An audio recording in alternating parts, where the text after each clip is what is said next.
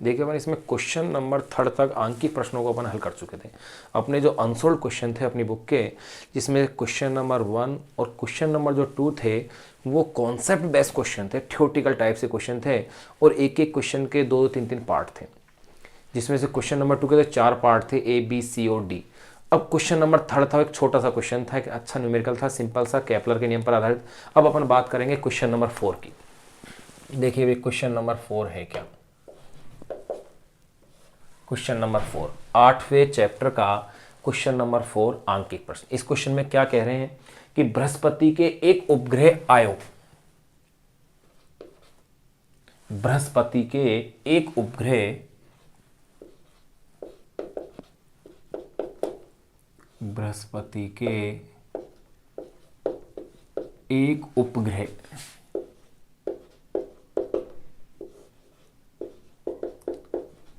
आयो। देखो बृहस्पति के उपग्रह का नाम है आयो।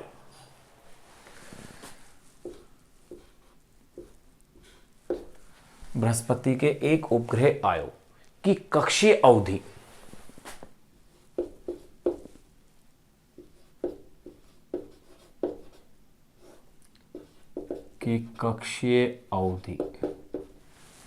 बृहस्पति के एक उपग्रह आयो की कक्षीय अवधि 1.769 दिन टे के रूप में दी हुई है,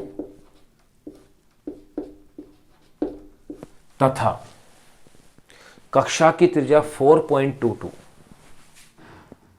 तथा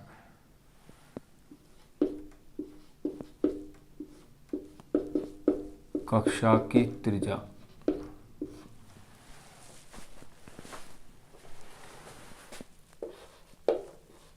4.22 इंटू 10⁸ मीटर है।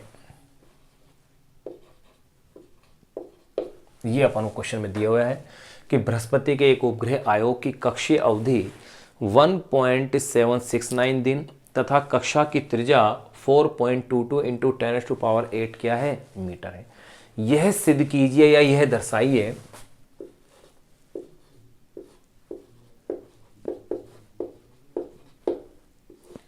दर्शाइए कि बृहस्पति का द्रव्यमान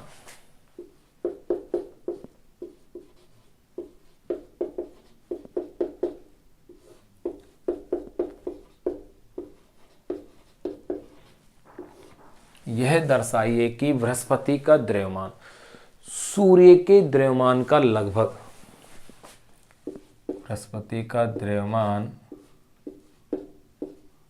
सूर्य के द्रव्यमान का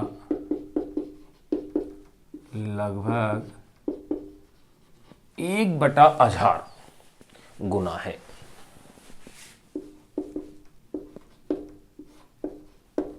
ये अपने पास क्वेश्चन है। तो देखो इस क्वेश्चन को, जिसमें कि अपन को सिद्ध करना है कि बृहस्पति का द्रव्यमान सूर्य के द्रव्यमान का 1000 गुना है, इसको अपन दो तरीके से सिद्ध कर सकते हैं।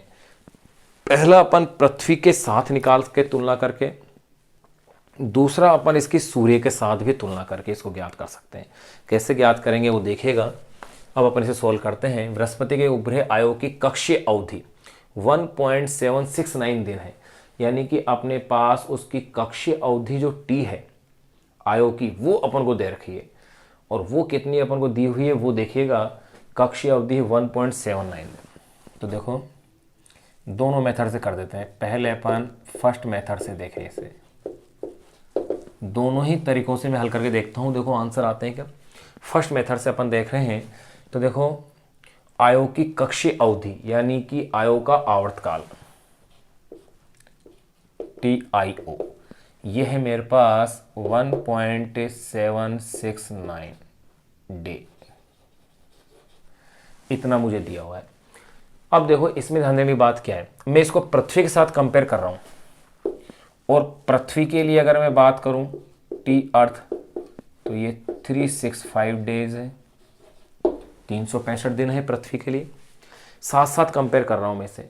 फिर अगर मैं बात करूं इसके लिए त्रिज्या की, तो देखो इसकी कक्षीय अवधि जो दी है, कक्षीय अवधि दे दी है, कक्षा की त्रिज्या, आयोग की जो अपन को त्रिज्या दी है इन्होंने वो दी है, तथा कक्षा की त्रिज्या 4.22 10⁸ मीटर है। इसकी जो त्रिज्या अपन को दी है वो दी है इन्होंने r Io is equal to 4.22 into 10⁸ metre. तो आप देखो अर्थ के लिए भी आपको पता होना चाहिए, अर्थ के लिए ये कितना होगा। अर्थ के लिए आपको पता है ये जो वैल्यू होगी, सूर्य से पृथ्वी तक की जो दूरी होती है इसे बोला जाता है एस्ट्रोनॉमिकल यूनिट, यानी खगोलीय दूरी होती है। और इस खगोलीय दूरी की वैल्यू होती है लगभग 1.496 10⁻11 मीटर, यानी जिसे अपन 1.5 10⁻11 मीटर भी कह सकते हैं। तो इसे मैं अप्रॉक्स वैल्यू के रूप में ले लूँ। वैसे वैल्यू मेरे पास सूर्य के लिए 1.99 10⁻30 आएगी, जिसको मैं 2 ले लूँगा। तो देखो आर ई, अर्थ के लिए अगर मैं इस वैल्यू को देखता हूं तो ये मैं अप्रॉक्स ले लेता हूं 1.5 इंटू 10⁻11 मीटर, क्योंकि ये एस्ट्रोनॉमिकल यूनिट होती है। चलो इसे मैं स्टेप के रूप में ही लिख देता हूं ताकि आपके लिए क्लियर रहे, क्योंकि ये डेटा आपको वैसे भी याद रखना है कि अर्थ के लिए होती है 1 AU, एक एस्ट्रोनॉमिकल यूनिट, यानी पृथ्वी के केंद्र और सूर्य केंद्र के बीच की जो दूरी है। अब देखिएगा इसकी वैल्यू होती है 1.496 इंटू 10⁻11 मीटर, जिसे मैं अप्रॉक्स 1.5 10⁻11 मीटर लिख रहा हूँ कैलकुलेशन की फैसिलिटी के लिए। 1.496 है। फिर अब देखिएगा दोनों के आवर्तकाल मेरे पास है। अब इसमें एक बात फिर ध्यान देने की है कि बृहस्पति का द्रव्यमान और सूर्य के द्रव्यमान को अपन को क्या करना है, कंपेयर करना है। अब मुझे इसमें ज्ञात क्या करना है, देखो भाई सूर्य का द्रव्यमान तो मुझे पता है कितना होगा, 2 इंटू 10⁻30 kg। चलो ये तो बात की बात है। अब एक बात देखिएगा, मेरे पास यहां मुझे ज्ञात करना है mj, यानी मास ऑफ जुपिटर। जे का मीन्स यहां पर है जुपिटर, यानी कि बृहस्पति ग्रह का मुझे द्रव्यमान यहां क्या करना है, कैलकुलेट करना है। अब देखिए भाई, अब इस फर्स्ट मेथड के अंदर अपन क्या देख रहे हैं, आपके पास एक फॉर्मूला है जो आपने पढ़ा है केपलर के तृतीय नियम से। देखो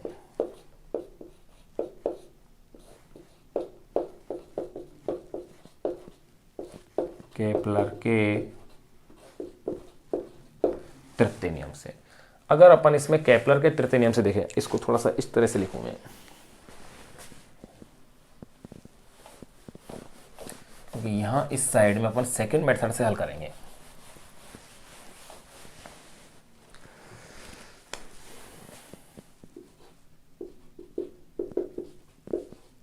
वन AU या RE is equal to 1.496 10⁻11 metre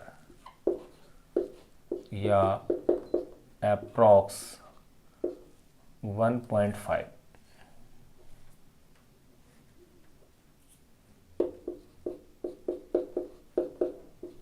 11 metre. देखो केपलर के तृतीय नियम से अपन पढ़ चुके हैं कि T square is equal to 4 pi का स्क्वायर अपॉन में GM इंटू स्मॉल r का क्यूब। यही अपने पास केपलर के तृतीय नियम से फॉर्मूला था। भाई आवर्तकाल का वर्ग पृथ्वी और सूर्य के मध्य की जो औसत दूरी है उसके घन के क्या था, समानुपाती था, एक नियतांक था जिसका मान 4 पाई स्क्वायर अपॉन में GM अपने पास आ रहा था। अब देखो केपलर के तृतीय नियम,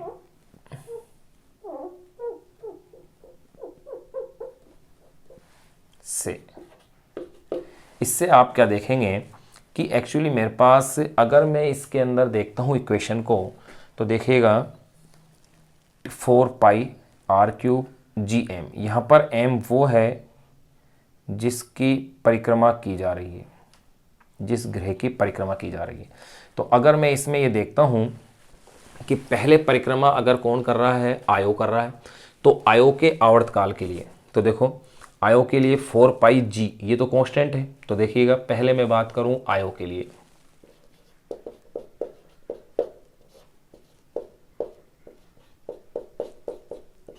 आयो के लिए। तो देखो टी आयो का square is equal to 4 pi का स्क्वायर अपॉन में जी। आयो किसकी परिक्रमा कर रहा है? बृहस्पति की। तो यह मास ऑफ जुपिटर बन जाएगा। और ये आर क्यूब किसकी है? इस आयो की त्रिज्या हो गई। ये लो इक्वेशन नंबर 1। फिर अपन बात करें किसकी? पृथ्वी के लिए। पृथ्वी के डेटा अपने पास हैं। पृथ्वी के लिए देखो टी ई का स्क्वायर 4 पाई का स्क्वायर, जी तो कांस्टेंट है लेकिन जी पृथ्वी किसकी परिक्रमा कर रही है? सूर्य की। तो ये हो गया एम एस और ये हो गई है पृथ्वी के वृत्तीय पथ की त्रिज्या, इक्वेशन नंबर 2। अब मैं इसमें देखो इसके आगे की स्टेप्स को भी मैं यहाँ ले रहा हूँ। अब मैं क्या करता हूँ, एक दूसरे को इसमें क्या कर दीजिए, आप डिवाइड कर दीजिए इक्वेशन 1 को इक्वेशन 2 से। समीकरण 1 में समीकरण 2 का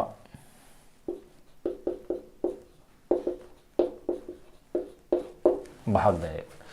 अगर समीकरण 1 में समीकरण 2 का अपन भाग देते हैं तो देखो टी आयो का स्क्वायर अपॉन में टी अर्थ का square is equal to 4 pi square और जी तो कैंसिल हो जाएगा। तो मेरे पास ये रह जाएगा, सीधा डायरेक्ट लिखा आ जाएगा आर आयो अपॉन में आर अर्थ, इसकी तो पावर हो जाएगी 3। मास में इन्वर्स में आ रहा है तो यह मास में बन जाएगा एम एस अपॉन में एम जे। ये मेरे पास इक्वेशन बन जाएगी। अगर यहाँ इस तरह से मेरे पास अगर इक्वेशन बन गई है तो मेरे को इसी इक्वेशन को चाहता तो मैं निर्भरताओं के आधार पर भी ले सकता था, क्योंकि 4 पाई स्क्वायर जी तो कांस्टेंट ही है। अब देखो ये मेरे पास इक्वेशन आ रही है। अब इस इक्वेशन से मुझे किसकी वैल्यू निकालनी है? एम जे की वैल्यू निकालनी है। तो चलो देखो इसमें वैल्यू रख दें आप। आयो का आवर्तकाल कितने दिन दिया है? देखो ध्यान दीजिए, ये भी डेज में है और ये भी डेज में है, इसलिए अपन को चेंज करने की जरूरत ही नहीं है क्योंकि दोनों अनुपात के रूप में है। तो देखिए आयो के लिए दिया हुआ है 1.769 अपॉन में, और ये है 365, ये इसका स्क्वायर कर दिया है।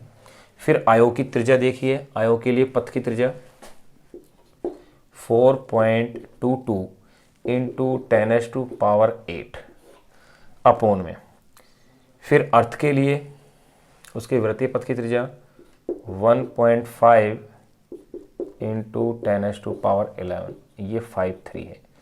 फिर आ जाओ एम एस को एफ में एस रहने दें और ये है एम जे। अब इसको जब अपन कैलकुलेट कर लेंगे, देखो सारी वैल्यूज मैंने रख दी है। क्या क्या वैल्यूज रख दी है मैंने, यहाँ आप गौर कीजिएगा। आयो के लिए 1.769, ये है 365। फिर ये है मेरे पास 4.22 10⁸ अपॉन में 1.5 10⁸ की पावर 3। फिर है मेरे पास एम एस अपॉन में एन से। अब इससे जब मैं इसको पूरे को कैलकुलेट करूँगा, आप इसे कैलकुलेशन करके ज़रूर देखें, तो ये जो एम जे है ये आएगा एम एस अपॉन में 1000, इतना मेरे पास आ जाएगा। तो ये मेरे पास ये प्रूफ हो गया कि सारी वैल्यूज़ मेरे पास है। कैलकुलेशन करके आप देखें, इति सिद्धम। ये लो, ये तो मैंने इसे पृथ्वी के कंपैरिजन करके निकाला है। अब दूसरे तरीके से और मैं इसे सोल्व करके देख सकता हूं। देखो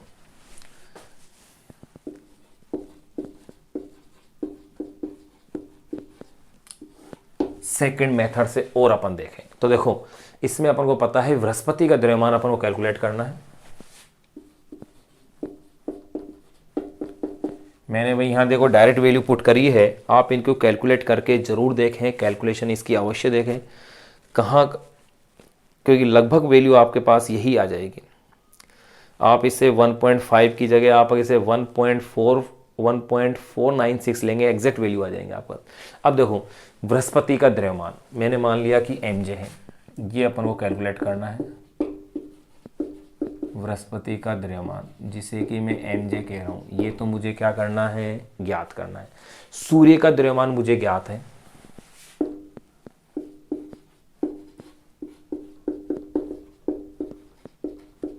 सूर्य का द्रव्यमान मैंने ले लिया कि वो एम एस है, इसको मैं यहाँ लिख देता हूँ।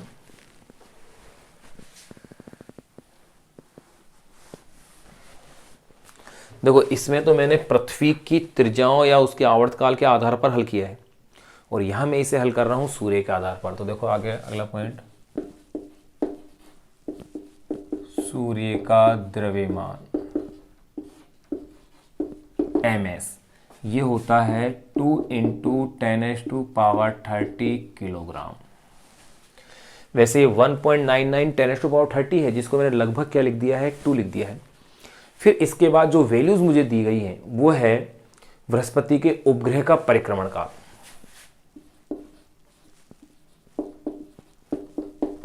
बृहस्पति के उपग्रह का परिक्रमण काल मैंने मान लिया कि वो t है, और ये मुझे दिया गया है 1.769 दिन। 1.769 दिन, इतने डेज दिया है। यानी कि अगर मैं इसे सेकंड के फॉर्मेट में चेंज करूं तो देखो 1.769, एक दिन का मतलब 24 घंटे, एक दिन का मतलब 24 घंटे, और एक घंटे 24 घंटे हो गए, एक घंटे में 60 मिनट, एक मिनट में 60 सेकेंड, इतने सेकेंड ये अपने पास होगा, इतना आवर्तकाल हो गया। इसको आप सेकंड के फॉर्मेट में भी लिखें तो ये वैल्यू आप अप्रोक्स मेरे पास आएगी 15.28 इंटू 10⁻⁴ सेकेंड, इतनी मेरे पास ये वैल्यू आएगी। 15.2841 और भी डिजिट आ जाएगी। 15.2841 गुणा 10⁴ सेकेंड, इतने सेकेंड की मेरे पास ये टी की वैल्यू आ गई है। अब देखिएगा बृहस्पति के प्रत्येक उपग्रह की कक्षा की त्रिज्या भी इसने दी है।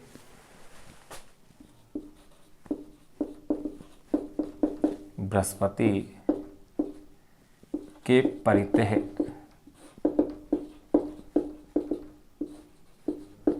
उपग्रह की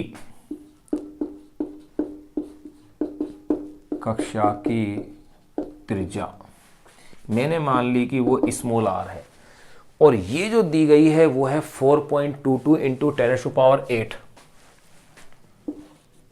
4.22 इंटू 10⁸8 मीटर। ये तो अपन को मीटर में दी गई, चेंज करने की जरूरत है ही नहीं।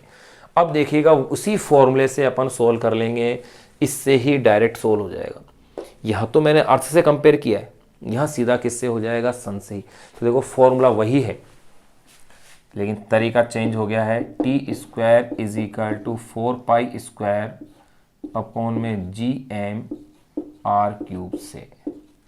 यहाँ गौर करने वाली बात यह है कि जो उपग्रह परिक्रमा किसकी कर रहा है, जुपिटर की, तो mj हो गया ये। तो इस फॉर्मूले से देखो mj is equal to 4π² small r का क्यूब अपॉन में gt²। अब आप इसके अंदर वैल्यूज पुट कर दीजिए। वैल्यूज अगर आप पुट करते हैं तो देखिएगा, वैल्यू अगर अपन पुट करते हैं तो देखो 4π की वैल्यू 3.14, इसका स्क्वायर है। r की वैल्यू है मेरे पास 4.22 इंटू 10⁸8, इसके ऊपर पावर क्या है, 3 है। g की वैल्यू है 6.67 10⁻⁻11। t भी मेरे पास है 15.2841 इंटू 10⁻⁴, ये सेकंड में लेना था, इसका भी क्या है, स्क्वायर है। अब आप इसे देखो कैलकुलेट करेंगे आप। जब आप इसे कैलकुलेट कर लेते हैं तो ये वैल्यू मेरे पास जो आती है वो आती है 1.9 इंटू 10⁻27 किलोग्राम, यानी अप्रॉक्स 2 इंटू 10⁻27 किलोग्राम। अब मुझे इसे कंपेयर करना है किसके, सूर्य के द्रव्यमान के साथ। तो देखो इसलिए यहां मैं देख ही चुका हूं कि सूर्य का द्रव्यमान में लिख दिया है लगभग 2 × 10⁻30, यानी कि वैसे 1.9 होता है, तो 1.9 से भी क्लियर हो गया है। तो लेकिन मैंने यहाँ अगर इसको 2 लिया है तो इसको भी लगभग मैंने क्या ले लिया, 2 ही ले लिया है। तो देखो इसलिए mj यानी कि बृहस्पति का द्रव्यमान बटे में सूर्य का द्रव्यमान, तो ये हो गया है 2 इंटू 10⁻27 अपॉन में 2 इंटू 10⁻30, अर्थात एम जे अपोन में एम एस, 2 से 2 कैंसिल, 10⁻³ रह गया, यानी कि M J is equal to M S upon में 1000। ये लो, इति सिद्धम। यानी इस क्वेश्चन को अपन ऐसे भी सोल्व कर सकते हैं, ऐसे मैंने दोनों ही तरीके से इस क्वेश्चन को सोल्व कर दिया है। एक अच्छा क्वेश्चन था, इस फॉर्मूले को 2 तरीके से मैंने अप्लाई करके आपको बता दिया है। अब आप इसको एक बार नोट कर लें, इसी क्वेश्चन को, इसका स्क्रीनशॉट ले लें एक बार, एज इट एज कैसे नोट कर लें। ये था क्वेश्चन नंबर 4। अब अपन बात करेंगे क्वेश्चन नंबर 5 की, वो भी एक अच्छा क्वेश्चन है।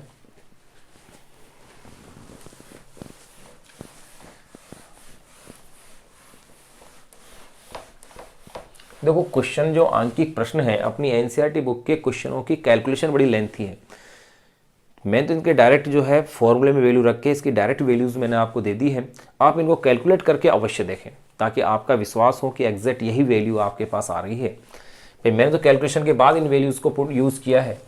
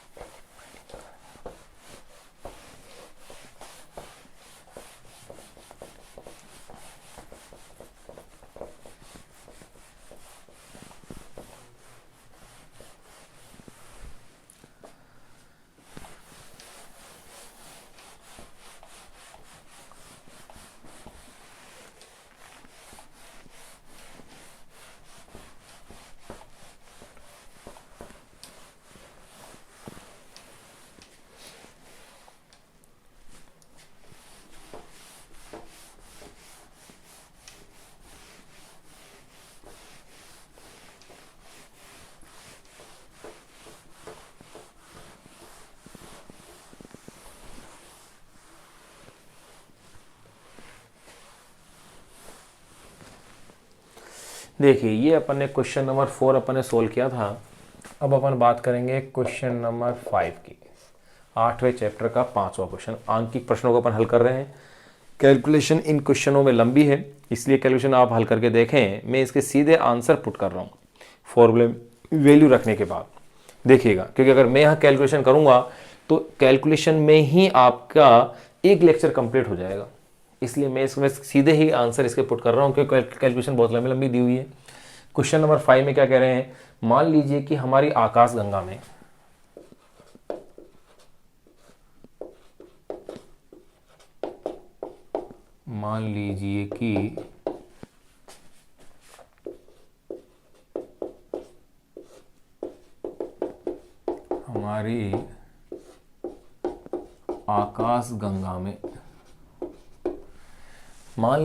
हमारी आकाशगंगा में एक सौर द्रव्यमान के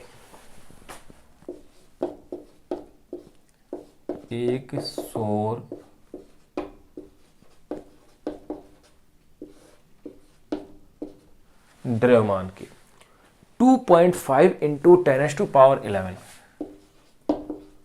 2.5 इंटू 10⁻11 तारे हैं।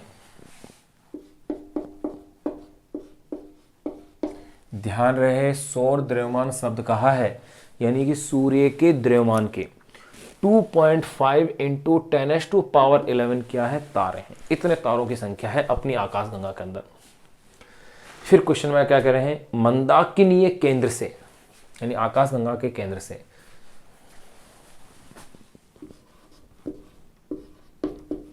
मंदाकिनीय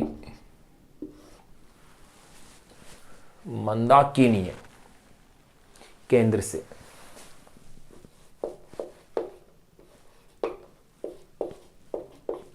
मंदाकिनीय केंद्र से 5000 प्रकाश वर्ष दूरी पर, सॉरी 5 यानी 50,000 light years LY light years, यानी कि सूर्य के प्रकाश को पृथ्वी तक पहुंचने में लगने वाला समय 1 प्रकाश वर्ष कहलाता है।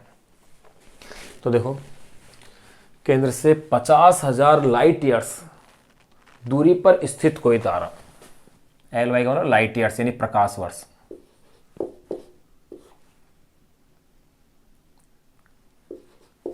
दूरी पर स्थित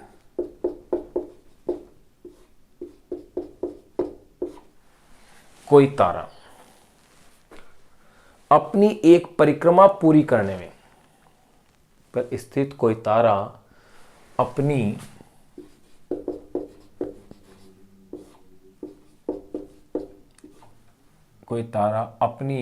एक परिक्रमा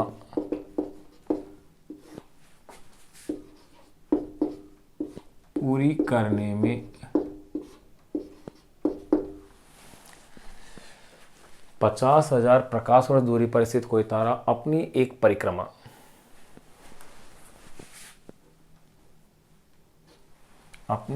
परिक्रमा पूरी करने में कितना समय लेगा?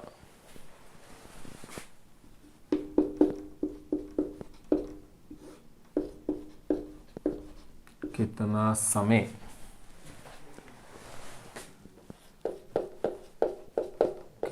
समय लेगा, समय पूछ रहे हैं। आकाशगंगा का व्यास ये भी दिया हुआ है, इसके बारे में ये कह रहे हैं आकाशगंगा का व्यास। आकाशगंगा का व्यास 10⁵ 10⁵ लाइट ईयर्स यानी LY यानी प्रकाश वर्ष लीजिए, ये लीजिए। ये अपने पास क्वेश्चन है। सारे डेटाज जो अपन को दिए हुए हैं, इन डेटाज की सहायता से अपन को अब क्वेश्चन को क्या करना है, सोल्व करना है। तो देखिएगा, बस देखो, क्वेश्चन तो इजी है लेकिन इसके आंकड़े बड़े लंबे हैं, यानी कि डेटाज बहुत लेंथी है, कैलकुलेशन इसकी लेंथी है, इसलिए मैं डायरेक्ट इसकी जो कैलकुलेशन जो वैल्यूज आएंगे उसको मैं डायरेक्ट यूज़ करूंगा या डायरेक्ट लिखूंगा। ये थोड़ा सा आपको ध्यान रखना है। देखिएगा क्या क्या दिया हुआ है। मान लीजिए कि हमारे आकाशगंगा में एक सौर द्रव्यमान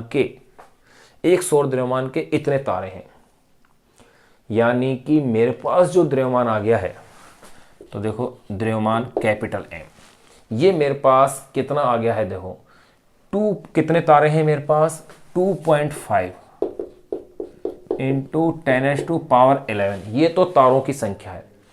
और एक तारे का द्रव्यमान क्या है, एक सौर द्रव्यमान के बराबर, यानी कि सूर्य के द्रव्यमान के बराबर। पिछले क्वेश्चन में अपने यूज किया था, याद कीजिए, सूर्य का द्रव्यमान 2 इंटू 10⁻30 kg था। तो वाकई में द्रव्यमान मेरे पास कितना आ गया total, 2.5 into 10⁻11 into 2 into 10⁻30 kilogram, यानी कि मैं इसे कह सकता हूं 2.5 इंटू 2 यानी कि 5 इंटू 10⁻30 और 11 10⁻41 किलोग्राम। इतना मेरे पास द्रव्यमान आ गया, 5 इंटू 10⁻41। अब ये तो मेरे पास द्रव्यमान आ गया है। मंदाकिनी केंद्र से 50,000 प्रकाश वर्ष की दूरी पर स्थित है, यानी कि डिस्टेंस मुझे दी है 50,000 प्रकाश वर्ष। तो स्मॉल r की वैल्यू है 50,000 लाइट ईयर्स। अब एक लाइट ईयर्स की वैल्यू कितनी होती है, 9.46 इंटू 10⁻15 मीटर, यानी कि ये हो गया है 50,000 इंटू 9.46 इंटू 10⁻15 मीटर। ध्यान रखना, एक प्रकाश वर्ष में 9.46 इंटू 10⁻15 मीटर होता है, इतने प्रकाश वर्ष है। फिर इसके बाद और क्या क्या वैल्यू अपन को दी गई है वो देखिएगा। यहां तक की वैल्यू तो अपने पास आ गई है। अब अपन को किसकी जरूरत है, इसने इसका व्यास भी दिया है आकाशगंगा का 10⁻5 लाइट ईयर्स। इसकी अभी तो कहीं अपन को जरूरत पड़ नहीं रही है। अब देखिएगा पूछा क्या है, उन्होंने पूछा है अपनी एक परिक्रमा पूरी करने में कितना समय लेगा। यानी कि उसका परिक्रमण काल या आवर्त काल अपन को निकालना है। अपन इसका फॉर्मूला भली भांति जानते हैं भाई, T इजिकल टू 2 पाई √ऑफ r³ ये अपने पास फॉर्मूला है। अब देखो ये कैसे है, ये भी आपको मैं एक बार फिर से बता दूं। देखो ये ऐसे है, केपलर का तृतीय नियम अपन ने पढ़ाई है, उसी से ये फॉर्मूला आया है। देखो केपलर के तृतीय नियम से, वो नियम क्या कहता है कि आवर्त काल का वर्ग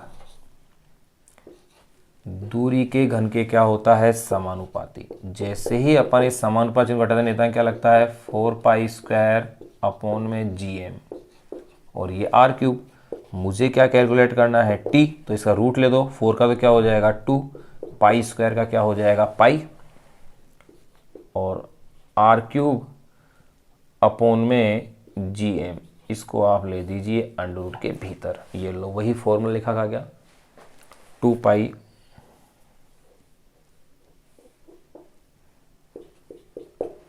ये। अब देखो, अब आप इसके अंदर वैल्यूज पुट कर दीजिए। चलो इन वैल्यूज को मैं इधर लिखता हूं।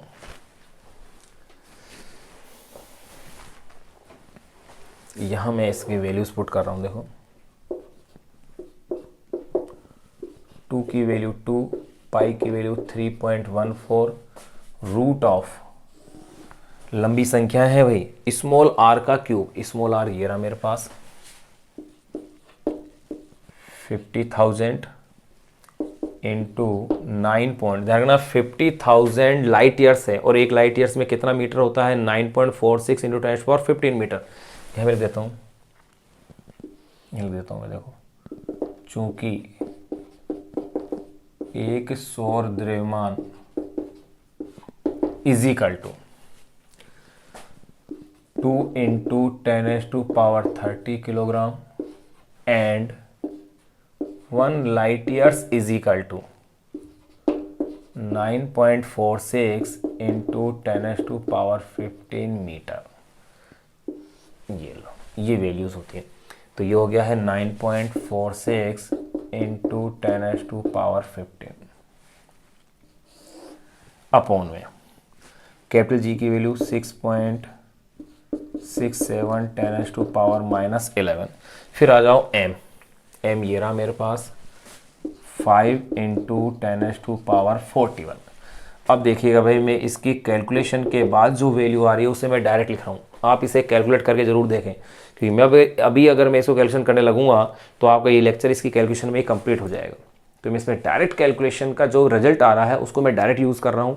ये वैल्यू आती है मेरे पास 1.12 इंटू 10⁻16 सेकेंड। आप चेक जरूर कीजिएगा 1.12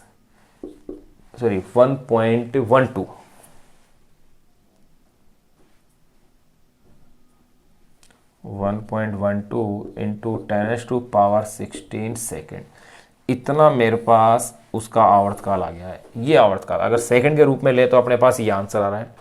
अगर इसी आवर्तकाल को आप वर्ष के रूप में बदलें तो देखिएगा, एक वर्ष में 365 दिन होते हैं। तो देखिए इसे मैं 1.12 इंटू 10⁻16 अपॉन, इसको आप भाग कर दीजिए 365 दिन, और एक दिन में कितने हैं 86,400 सेकेंड, 86,400। इससे आपने डिवाइड कर दिया, तो ये आपके पास क्या बन गए हैं वर्ष, यानी कि ईयर्स। तो इसे आप जब कैलकुलेट कर लेते हैं तो ये वैल्यू आपके पास आती है 3.54 इंटू 10⁸ ईयर्स। ये हो सकता है 3.55 भी लिखा मिल जाए आपको तो गलत नहीं है, दोनों ही आंसर सही है। 3.55 कह दो लगभग, या 3.54 हो गया। इतना ही अपने पास क्वेश्चन सोल्व कर लिया। देखो डायरेक्ट फॉर्मूले का ये क्वेश्चन था, लेकिन इस क्वेश्चन की बस ये कैलकुलेशन थोड़ी सी लेंथी है। तो यहाँ अपन ने ये क्वेश्चन नंबर जो है 5 अपन ने सोल्व कर लिया।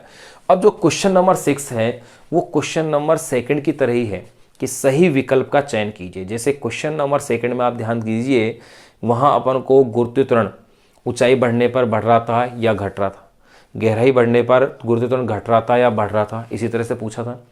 पृथ्वी की सतह पर गुरुत्वाकर्षण का मान पिंड के द्रव्यमान पर निर्भर करता है या ग्रह के द्रव्यमान पर निर्भर करता है, ऐसा क्वेश्चन पूछा जा रहा था। ठीक उसी टाइप से है अब अपना नेक्स्ट क्वेश्चन नंबर 6। एक बार आप इस क्वेश्चन को नोट कीजिए। अब अपन फिर पहुँचते हैं क्वेश्चन नंबर 6 के ऊपर। सेकंड में लिखेंगे तो आपका आंसर ये आएगा 1.12 10⁻16 सेकंड, और ईयर्स में लिखोगे तो 3.54 इंटू 10⁸8 ईयर्स, ये आंसर आएगा।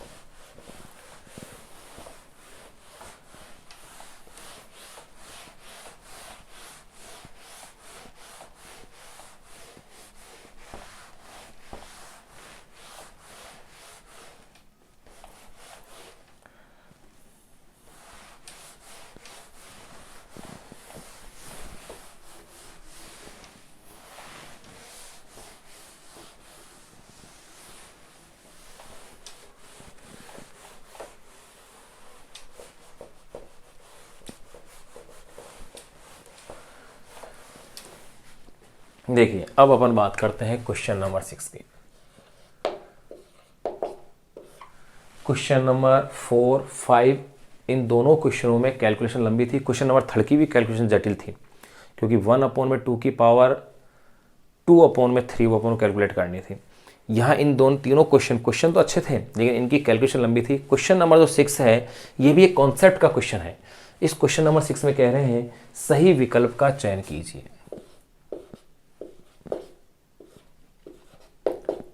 सही विकल्प का चयन कीजिए। सही विकल्प का आपको चयन करना है, तो इसमें भी 2 क्वेश्चन दिए हुए हैं, क्वेश्चन नंबर ए और क्वेश्चन नंबर बी है। तो पहले अपन बात करते हैं क्वेश्चन नंबर ए की, यानी एक ही क्वेश्चन के 2 पार्ट हैं, अर्थात ये क्वेश्चन अपने आप में एक नहीं 2 क्वेश्चन है। जैसे क्वेश्चन नंबर 2 ABCD करके 4 क्वेश्चन थे उसके अंदर। देखिए क्वेश्चन नंबर ए में क्या कह रहे हैं, यदि स्थिर ऊर्जा का शून्य अनंत पर है,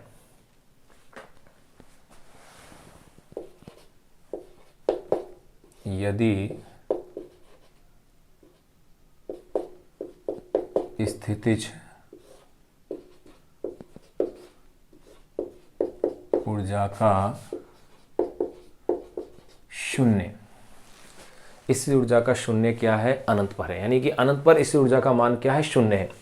यदि स्थिर ऊर्जा का शून्य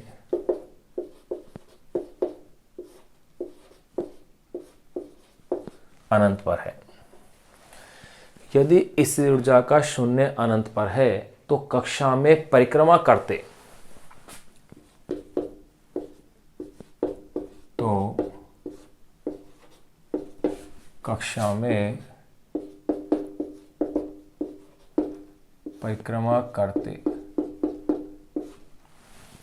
यदि स्थिर ऊर्जा का शून्य अनंत पर है तो कक्षा में परिक्रमा करते किसी उपग्रह की कुल ऊर्जा, परिक्रमा करते किसी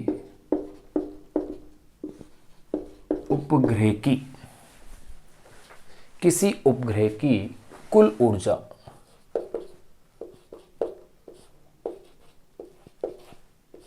किसी उपग्रह की कुल ऊर्जा, इसकी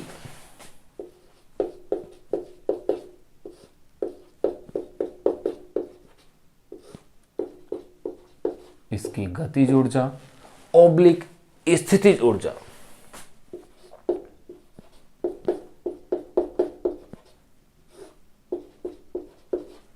ऑब्लिक स्थितिज ऊर्जा का ऋणात्मक है।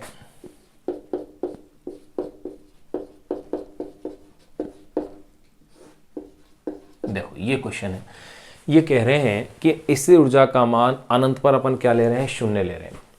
कोई उपग्रह परिक्रमा कर रहा है, तो ये कह रहे हैं कि उस उपग्रह की कुल ऊर्जा उसकी कुल ऊर्जा इसकी गतिज ऊर्जा का या स्थिर ऊर्जा का किसका ऋणात्मक होती है। इस ऊर्जा के बराबर ऋणात्मक होगी या गति ऊर्जा के बराबर जो है वो ऋणात्मक होगी। देखिए अपन इसे हल करके देखें। वैसे ये कॉन्सेप्ट अपन थ्योरी के रूप में पढ़ चुके हैं और वहाँ ध्यान हो तो कुल ऊर्जा गति ऊर्जा का ऋणात्मक होती है या गति ऊर्जा स्थिर ऊर्जा का क्या होती है, ऋणात्मक होती है। ये आंसर होगा। तो यही तो क्वेश्चन में कहा है सही विकल्प का चयन कीजिए। अब मैं इसे वापस से आपको इसको प्रूफ करके बता रहा हूँ कि किस प्रकार से। देखो अगर मैं उपग्रह की स्थिर ऊर्जा की बात करूं तो देखो उसका फॉर्मूला क्या आता है। देखो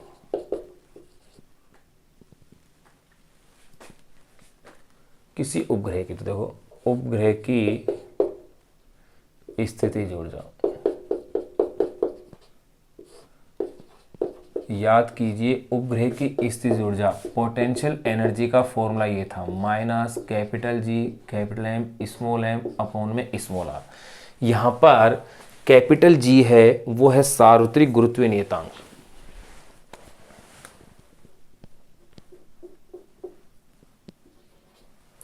कैपिटल एम है पृथ्वी का द्रव्यमान और स्मॉल एम है उस उपग्रह का द्रव्यमान, स्मॉल आर है पृथ्वी के केंद्र से दूरी। ये अपन को दी हुई है। स्मॉल आर क्या है, पृथ्वी के केंद्र से दूरी दी हुई है। तो देखो पोटेंशियल एनर्जी का ये फॉर्मूला था उपग्रह की स्थिर ऊर्जा। चलो मैं इसमें एक लाइन लिख देता हूं, उसके बाद इसको लिखता हूं ताकि आपको ध्यान रहे कि ये क्या है।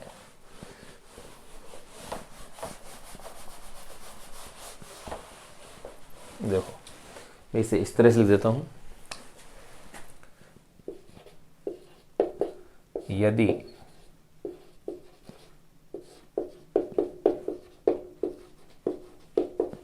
पृथ्वी का द्रव्यमान कैपिटल एम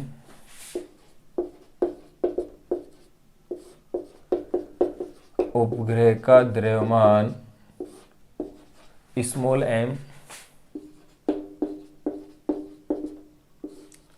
वे उपग्रह के केंद्र की पृथ्वी के केंद्र से, वे उपग्रह के केंद्र की पृथ्वी के केंद्र से दूरी स्मॉल आर हो तो देखो हो तो उपग्रह की स्थितिज ऊर्जा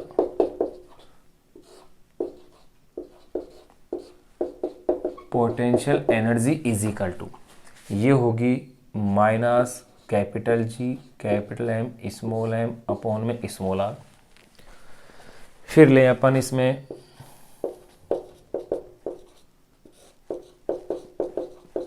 उपग्रह की गतिज ऊर्जा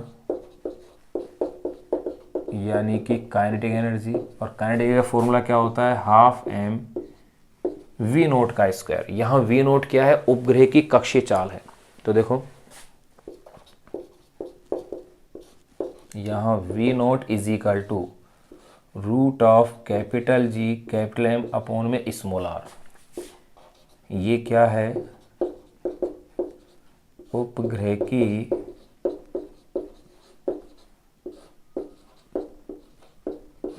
कक्षीय चाल।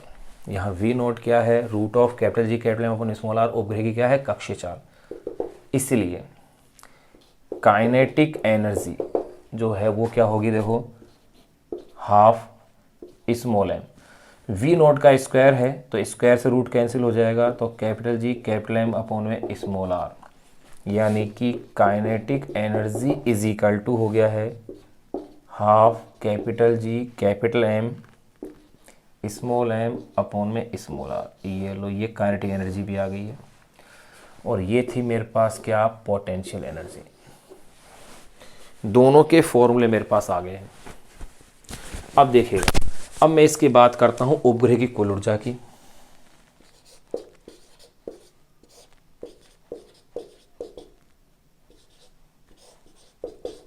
एवं उपग्रह की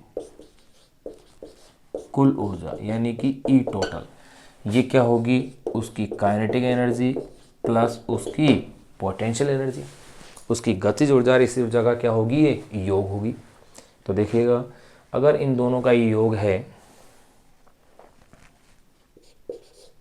तो देखो E total is equal to kinetic energy की वैल्यू है half capital G capital M small M upon में स्मॉल आर। इसके अंदर मैं प्लस कर रहा हूँ इसी ऊर्जा को जो है minus capital G capital M small M upon में स्मॉल आर।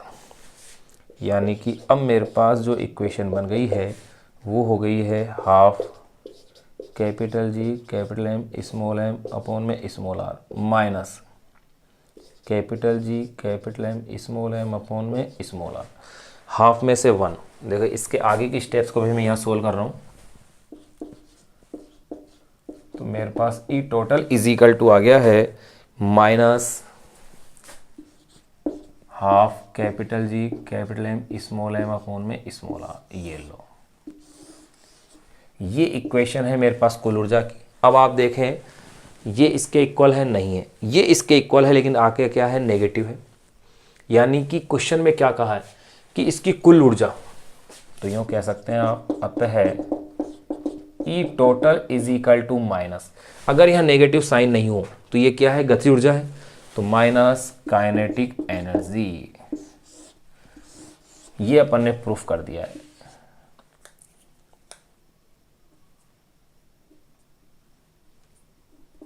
यानी कि कुल ऊर्जा किसके इक्वल है, गतिज ऊर्जा के ऋणात्मक मान के तुल्य है। ये पहला पार्ट अपन ने इस क्वेश्चन का सोल्व कर लिया है बड़े ही अच्छे तरीके से। यानी कि कुल ऊर्जा गतिज ऊर्जा के ऋणात्मक मान के तुल्य होती है, या यूँ भी कह सकते हो उपग्रह की गतिज ऊर्जा उसकी कुल ऊर्जा के ऋणात्मक मान के क्या होती है, तुल्य होती है। तो एक बार आप इसे नोट कीजिएगा इस क्वेश्चन को, फिर अपन इसका बी पार्ट है क्वेश्चन नंबर 6 का, उससे अपन सोल्व करेंगे।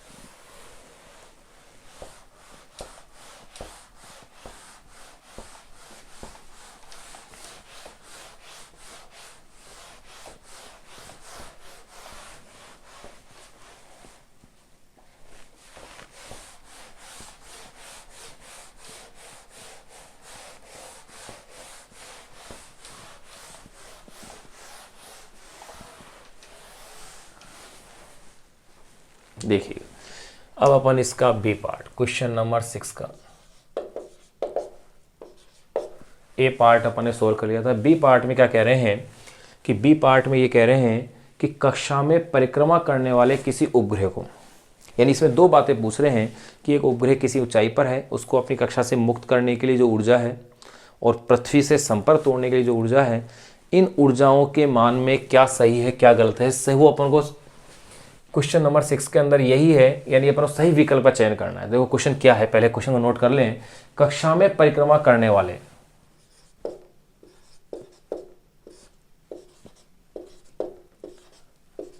कक्षा में परिक्रमा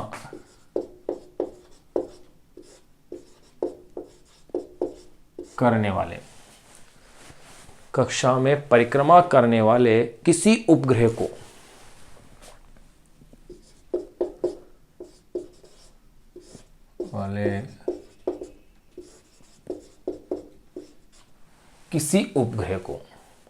पृथ्वी के गुरुत्वीय प्रभाव से किसी उपग्रह को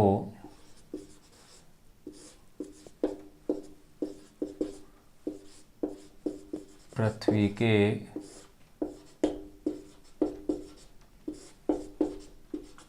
गुरुत्वीय प्रभाव से, कक्षा में परिक्रमा करने वाले किसी उपग्रह को पृथ्वी के गुरुत्वीय प्रभाव से बाहर निकालने के लिए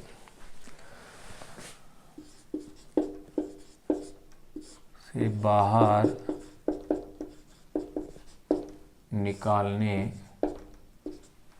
की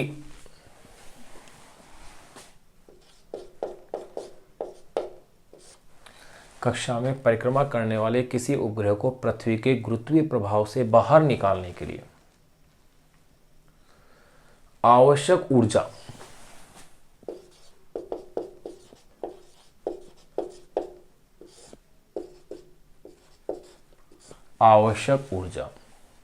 समान ऊंचाई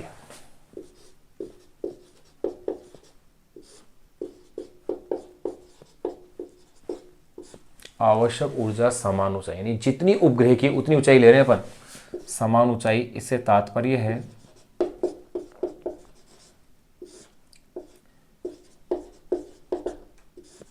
जितनी उपग्रह की है। कक्षा में परिक्रमा करने वाले किसी उपग्रह को पृथ्वी के गुरुत्वीय प्रभाव से बाहर निकालने के लिए आवश्यक ऊर्जा समान ऊंचाई, यानी जितनी किसकी है,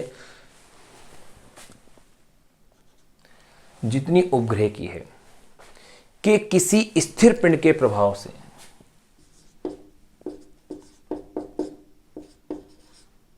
किसी स्थिर पिंड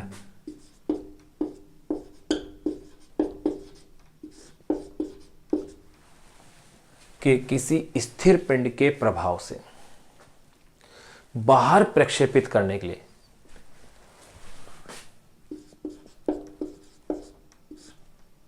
बाहर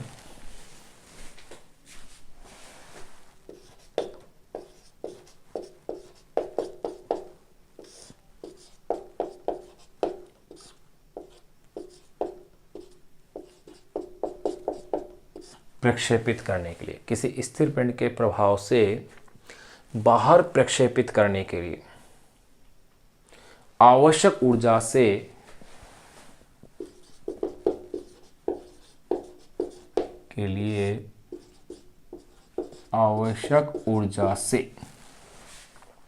अधिक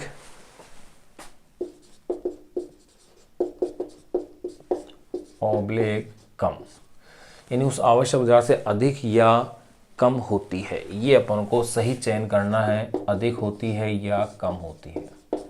देखो ये है, सोल्व करते हैं इस क्वेश्चन को भी। लॉजिक वाला क्वेश्चन है। कक्षा में परिक्रमा करने वाले किसी उपग्रह को पृथ्वी के गुरुत्वीय प्रभाव से बाहर निकालने के लिए आवश्यक ऊर्जा समान ऊंचाई, जितनी उपग्रह की है, कि किसी स्थिर पिंड के प्रभाव से बाहर प्रक्षेपित करने के लिए आवश्यक ऊर्जा से अधिक या होती है या कम होती है। ये अपन को चयन करना है। तो देखिएगा भाई कैसे, ये तो मैं आंसर इसमें देता हूं कि ये कम होगी, और क्यों कम होगी उसको अब अपन एक्सप्लेन करते हैं। यानी कि इसमें सही ऑप्शन क्या होगा, कम वाला होगा। कैसे कम होगी, देखो कक्षा में परिक्रमा करने वाले उपग्रह की अगर मैं ऊर्जा की बात करूं तो वो ऊर्जा होती है कुल ऊर्जा। देखो देता हूं, कक्षा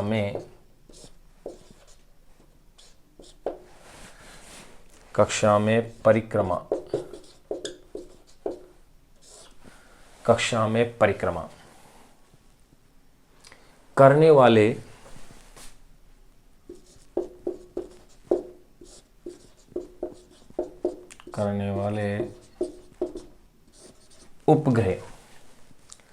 करने वाले उपग्रह की कुल ऊर्जा, अगर मैं उस उपग्रह की कुल ऊर्जा की बात करूं तो वो कुल ऊर्जा ये थी, ई टोटल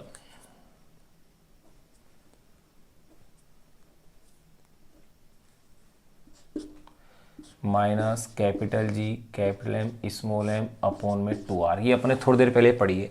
अगर इसको इतनी ही ऊर्जा लेकिन धनात्मक दे दी जाए तो ये अपनी कक्षा को क्या कर देगा, छोड़ देगा, उसके बाहर निकल जाएगा। इसलिए चूंकि कक्षा में परिक्रमा करने वाले उपग्रह कुल ऊर्जा E total is equal to minus capital G capital M small M होती है। अगर इतनी ही ऊर्जा इसे लेकिन धनात्मक दे दी जाए तो अब इसकी कुल ऊर्जा क्या हो जाएगी, शून्य, और उपग्रह अपनी कक्षा से क्या कर जाएगा, पलायन कर जाएगा, अपनी कक्षा को छोड़ देगा। तो मैं कह सकता हूं इसलिए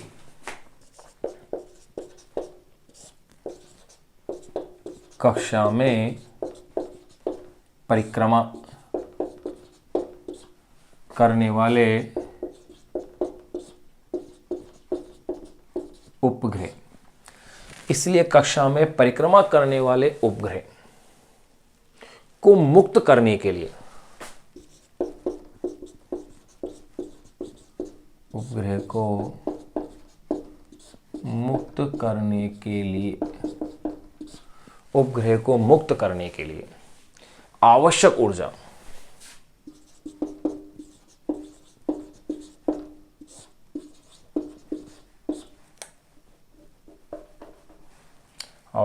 इज इक्वल टू ये होगी plus capital G capital M small M upon में 2r होगी।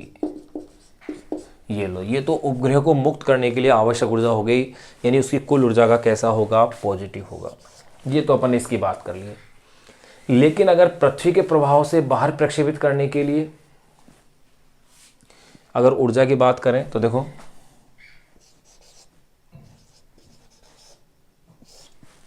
ये तो उपग्रह की थी।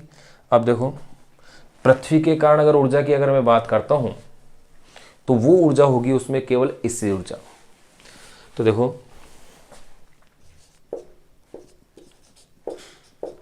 पृथ्वी के प्रभाव के कारण, पृथ्वी के प्रभाव के कारण ऊर्जा वो है इसकी, आपको ध्यान हो, minus capital G capital M small M upon में r। यही तो ऊर्जा थी, यानी इसकी ऊर्जा है उसकी केवल पृथ्वी के कारण। तो वो तो गति के कारण उसमें गति ऊर्जा थी और कुल ऊर्जा वो आ रही थी। तो अपन क्या कह सकते हैं, इसलिए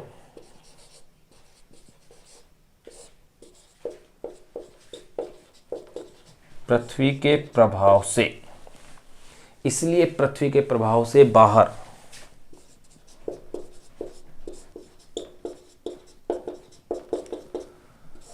प्रक्षेपित करने के लिए आवश्यकता, पृथ्वी प्रभाव के बाहर, इसलिए पृथ्वी के प्रभाव से बाहर प्रक्षेपित करने के लिए आवश्यक ऊर्जा क्या होगी, इस ऊर्जा का धनात्मक मान होगी, यानी इसकी पॉजिटिव वैल्यू हो जाएगी। इसकी अगर पॉजिटिव वैल्यू हो जाती है तो ये हो जाएगा plus capital G capital M small M upon में स्मॉल आर होगी। तो अब आप देखें कि देखो भाई, इसके लिए तो ये ऊर्जा इतनी आ रही है और इसके लिए ये ऊर्जा इतनी आ रही है। तो आप गौर कीजिएगा, ये इस ऊर्जा का मान कम है और इस ऊर्जा का मान क्या है, ज़्यादा है, क्योंकि इसमें 2 से डिवाइड हो रही है संख्या, यानी इसकी हाफ है। तो अपन क्या कह सकते हैं कि कक्षा में परिक्रमा करने वाले किसी उपग्रह को पृथ्वी के गुरुत्वीय प्रभाव से बाहर निकालने के लिए आवश्यक ऊर्जा समान ऊंचाई के किसी स्थिर पिंड के प्रभाव से बाहर प्रक्षेपित करने के लिए आवश्यक ऊर्जा से क्या है, कम होती है। ये अपने पास क्लियर हो गई। यानी उपग्रह को पलायन करने के लिए तो अपने पास ये चीज़ एग्जैक्टली अपने पास क्लियर हो गई कि ये क्या होगी, कम होगी। यहाँ अपने पास क्वेश्चन नंबर 6 है वो कंप्लीट हो गया। अब अपन बात करें क्वेश्चन नंबर 7 की। क्वेश्चन नंबर 7 के अंदर भी 4-5 पार्ट दे रखे हैं ABCD करके, उनको भी अपन डिस्कस करेंगे। एक बार आप इसे नोट कीजिएगा। क्वेश्चन नंबर 7 और क्वेश्चन नंबर 8 के अंदर तो F तक के हैं, ABCDEFGF तक, यानी एक ही क्वेश्चन के कई पार्ट दिए हुए हैं।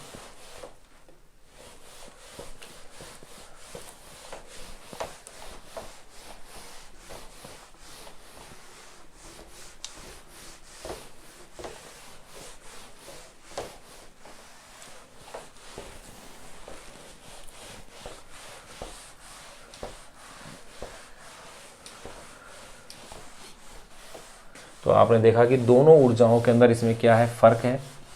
एक ऊर्जा का मान दूसरी ऊर्जा से क्या है, कम है।